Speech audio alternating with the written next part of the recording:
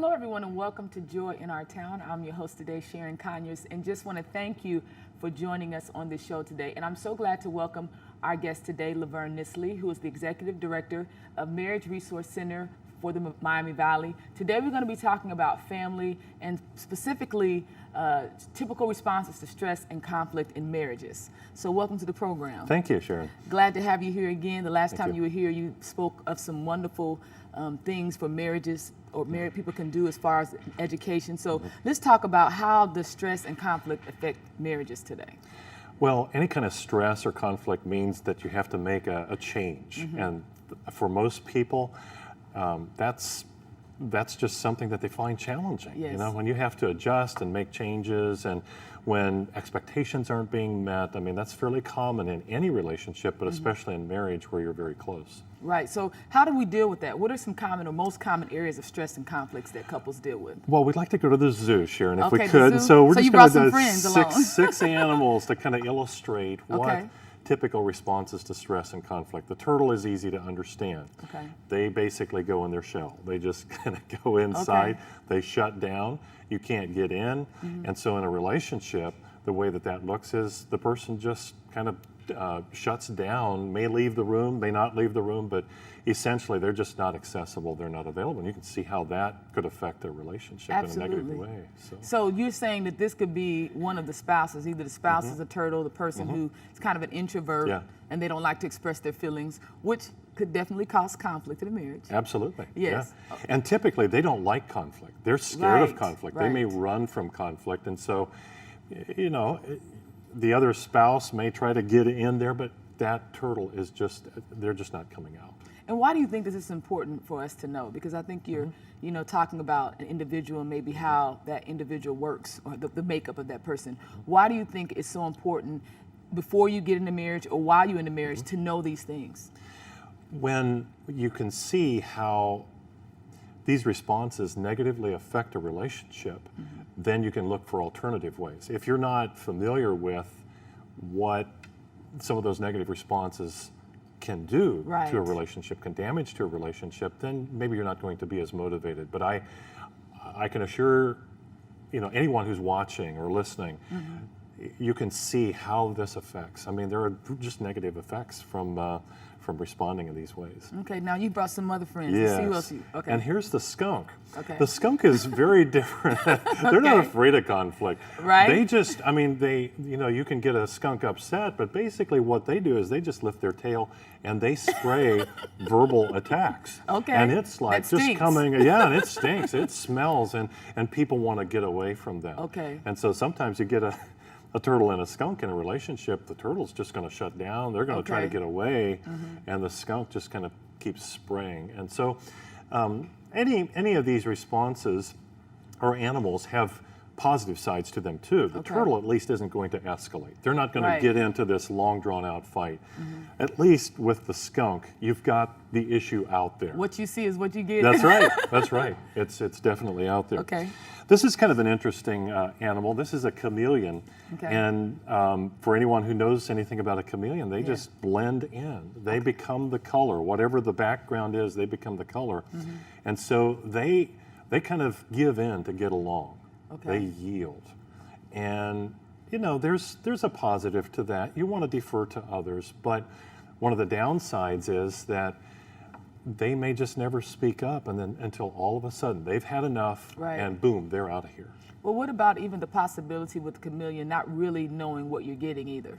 Yeah. If they conform to their environment and conform to what you like about them, then maybe their true self is not being revealed, and that can become difficult as well. Yeah, very good point, where it's just not, you don't see the transparency maybe, and so good relationships are built on honesty and asking for what you want, not demanding. I think we have to kind of differentiate between asking for what you want and being aggressive about it. Okay. Yeah. What else do we have? The owl? This is the owl, and the owl is like the intellectualizer. They don't like logic, and so when they see emotion, they just try to, okay, who, what, why, where, when, and this is the way I respond. This Okay. is kind of So my you're that- tendency. I'm that tendency. My wife tends to be, and I don't call her a skunk. Okay, right. You don't Right, ever we- want to. Right, we don't want to do that. Right. But this has been our tendency where she may become very, there's an emotional energy there, and I just try to see what can I do to bring it into the realm of logic. Okay. Now what that does though is it shuts down the emotional connection that's needed. Right. And so we have seen that many times, and we've come to recognize that and just try to get out of those tendencies. I'm or sure the those viewers are responses. watching and wondering which animal they are. Yeah, yeah, and Okay. and we're not limited to one. Right. Some couples have said, "I become the whole zoo." I mean, I am all of those. All of animals. them, okay. I may start with one, but I migrate, and so. Okay. Yeah. All right, so we'll set the owl there. Okay. Here's a friendly guy. This is a gorilla. Oh, okay. the And gorilla. I like gorillas, but when you get a gorilla upset, they start beating their chest, and they're like the intimidator, and a bully, almost more like a Okay. bully, and so you feel like you're needing to retreat and get out of their way, but they just kind of throw their weight around. It Okay. could get physical, maybe not even get physical. They're just so. Probably the positive side about a gorilla is that they are protective. They're Okay. going to protect their turf, and that I think is often a good thing if you're Yes, protecting yes. the right things. I guess it's really trying to find the balance. Yeah. You know, knowing that this is the type of individual that you are, but then finding the balance that works in your marriage. Yeah, You know, so I think that's Exactly. an important thing. Yeah. Okay. we And then got the one last more? animal? The last animal. is a mule. Oh, ooh, okay. So what we know about mules is they just kind of dig their heels in. Doesn't Yes. matter what Stubborn. the other, stubborn. And they don't. It doesn't matter what the other person's viewpoint is. If the other person is for it, they're against it. If the other Right. person is against it, they're for it. And I guess the upside on a mule is that at least they think through things and they're not going to be easily led astray.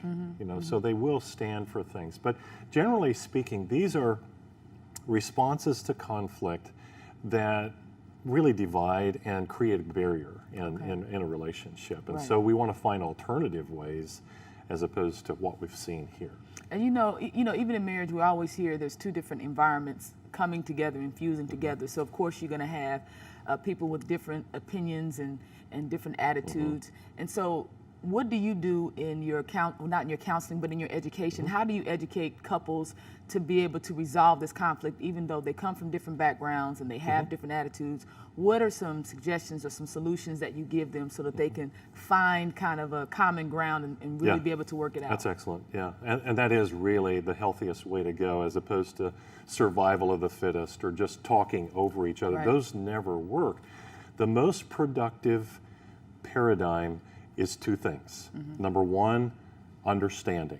So Okay. even before you try to get That's to good. solving anything, to understand the other person. That's And good. often that's good by just letting one person be the speaker, the other the listener. And the listener basically is just reflecting back what he hears from the other person. You know, there was a scripture that came to my when you said that is my people perish for lack of knowledge.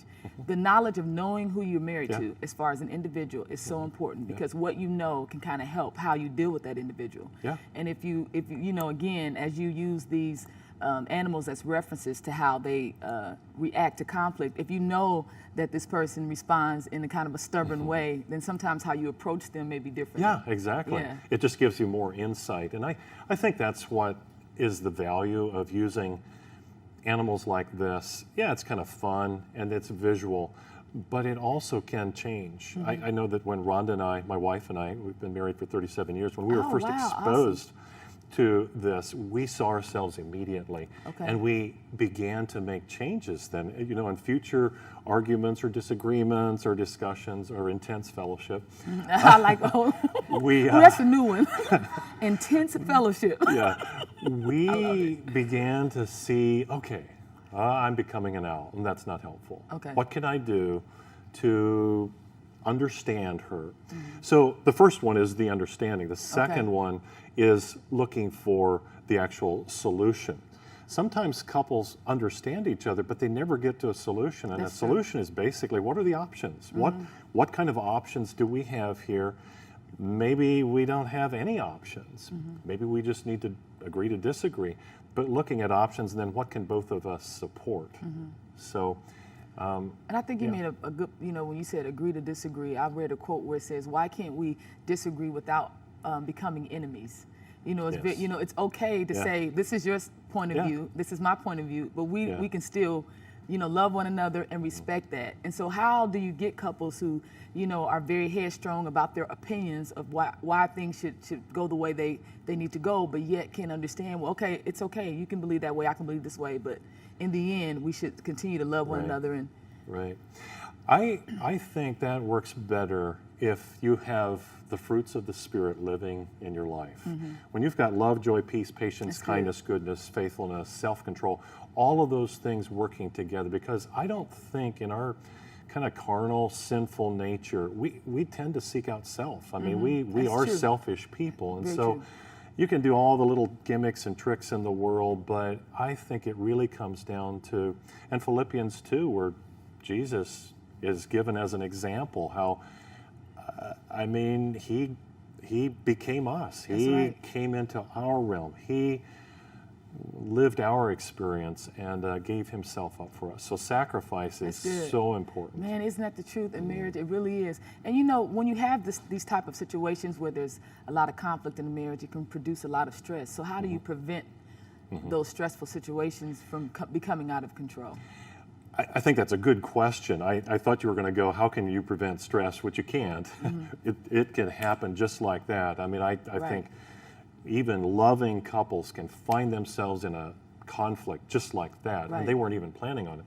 But how can you keep it from getting out of control? One thing that we teach couples to do, if one or both are really emotionally charged, you call a timeout. Okay. That's what you do in a sporting event. You call a timeout just to kind of calm things down. There have been CAT scans done on brains when you're really, really angry, and the emotional part of the brain is just all lit up. Whereas if you calm down, then the thinking part of the brain, the cerebral cortex, the outer part of the brain is more, that's where the activity is going on. Nothing good can come from trying to resolve conflicts when there's an acronym, HALT: hungry, angry, lonely, or tired. Nothing good can come from that. AA talks about that quite a bit. And so, to recognize those triggers and then try to back away from them. Well, that's wonderful. Thank you so much for sharing all this information. Hopefully those who are watching this show really had an opportunity to learn and get something from this. So thank you so much for being here. I just want to thank all of you for joining us on Joy in Our Town.